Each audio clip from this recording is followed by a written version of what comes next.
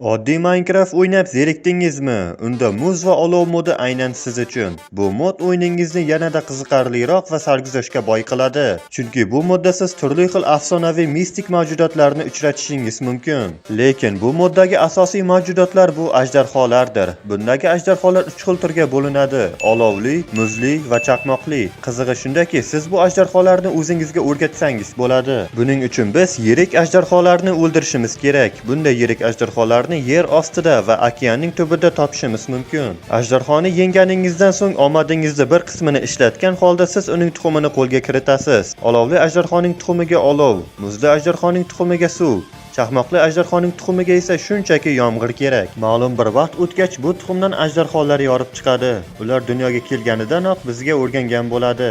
Endi bu mittivoylarimiz katta bo'lishi uchun maxsus ovqat kerak. Qancha ko'p ovqat bersak, shuncha tez katta bo'ladi.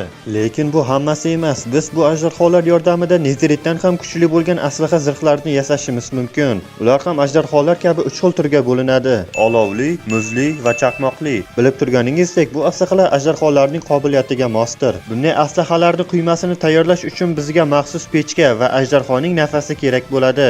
Agar bu mod sizni qiziqtirgan bo'lsa, uni Telegram kanalimdan topishingiz mumkin. Nima ham derdik, kanalimizga obuna bo'ling. Axir biz yangi yilgacha 5000 ta bo'lishimiz kerak.